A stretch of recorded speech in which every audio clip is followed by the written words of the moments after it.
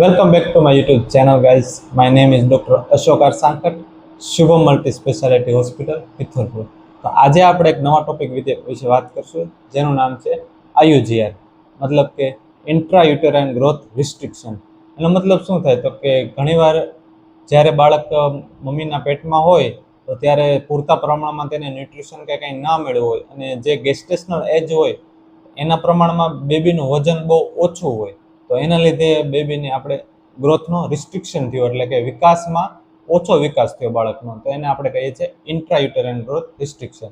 તો આ થવાનું કારણ શું, શેના લીધે આ બધી વસ્તુ થાય છે, તો એ જાણીએ આજે. તો ક્યારેક મેટર્નલ કોઝ હોય, ક્યારેક પ્લાસેન્ટલ કોઝ હોય અને ક્યારેક ફિટલ કોઝ હોય છે. જનરલી બે પ્રકારના આયુજીઆર હોય છે, સિમેટ્રિકલ આયુજીઆર અને અસિમેટ્રિક આયુજીઆર. સિમેટ્રિક આયુજીઆર જનરલી ફર્સ્ટ ટ્રાઇમેસ્ટરમાંથી જોવા મળતું હોય છે અને અસિમેટ્રિક આયુજીઆર સેકન્ડ અને થર્ડ ટ્રાઇમેસ્ટરમાં જોવા મળતું હોય છે. સિમેટ્રિક આયુજીઆરમાં બેબીનું હેડ, બોડી, લીવર, બધા ઓર્ગનની સાઇઝ એક સરખી હોય છે, મતલબ કે એક સરખા પ્રમાણમાં ઓછો વિકાસ થયેલો હોય છે. અને અસિમેટ્રિક આયુજીઆરમાં બેબીનું હેડ પૂરતા પ્રમાણમાં વિકાસ થયેલો હોય છે, પણ ઘણીવાર બોડી અપૂરતા પ્રમાણમાં. તો આવી રીતે ઘણા બધા કોઝ હોય છે અને બે પ્રકારના જોવા મળે છે.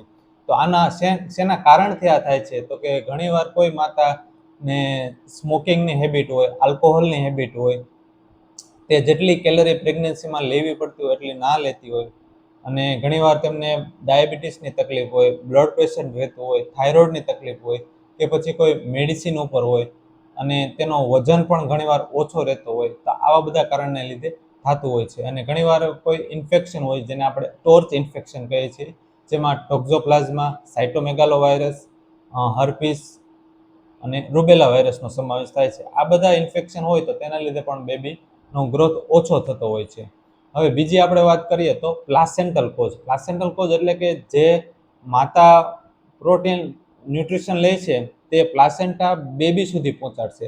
તો ઘણીવાર યુટેરો પ્લાસેન્ટલ ઇન્સફિશિયન્સી હોય છે, એટલે કે જેટલું ન્યુટ્રિશન માતા લેતું હોય છે એટલું બેબી સુધી ના પહોંચતું હોય, તો તેના લીધે પણ બાળકનો વિકાસ ઓછો થતો હોય છે અને તેના લીધે પણ બાળકનું વજન ઓછું જોવા મળતું હોય છે. અને ઘણીવાર ફિટલ અબનોર્માલિટી હોય, એટલે કે જીનેટિક ડિફેક્ટ હોય, ક્રોમોઝોમલ અબનોર્માલિટી હોય, તો ઘણીવાર આવા લીધે ને બધું પ્રોબ્લેમ થતો હોય છે અને વિકાસ ઓછો થતો હોય છે. હવે આપણે કઈ રીતે ડાયગ્નોઝ કરશું? આમનું એક્ઝામિનેશન કરીને આપણને ખબર નથી પડવાની કે બેબીનો વિકાસ ઓછો થયેલો છે, તો તેના માટે આપણે અલ્ટ્રાસોનોગ્રાફી કરાવશું. સોનોગ્રાફી કરાવીને આપણે જોશું, આવા 3-4 રિપોર્ટ કરીને આપણે ખબર પડે.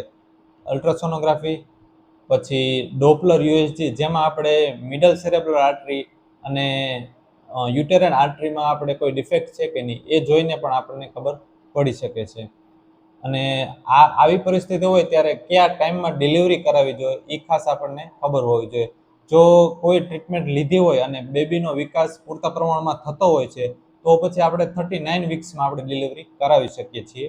અને જો કોઈ પ્રોબ્લેમ હોય છે થોડો ઘણો, તો આપણે 37 વીક્સમાં ડિલિવરી કરાવવી જોઈએ. અને જો વધારે પ્રોબ્લેમ હોય બેબીનો અને કોઈ વિકાસ થતો જ ના હોય અને કાર્ડિયક એક્ટિવિટી પણ ઓછી આવવા લાગતી હોય અને કોઈ એવો પ્રોબ્લેમ હોય, તો આપણે 32 to 34 વીક્સમાં ડિલિવરી કરાવવી પડે છે. અને આવી જ રીતે તો આપણે આ ધ્યાન દેવું જોઈએ. અને ઘણી માતાઓને ખાસ એક્ઝામિનેશન અને ડૉક્ટરની વિઝિટ લેવી જરૂરી બને છે, તો જેના લીધે એને અગાઉ ખબર પડે કે બેબીનો વિકાસ પૂરતા પ્રમાણમાં થઈ રહ્યો છે કે નથી થઈ રહ્યો. તો આવા જ વિડીયો જોવા માટે લાઇક, શેર અને સબસ્ક્રાઈબ કરજો. Thank you.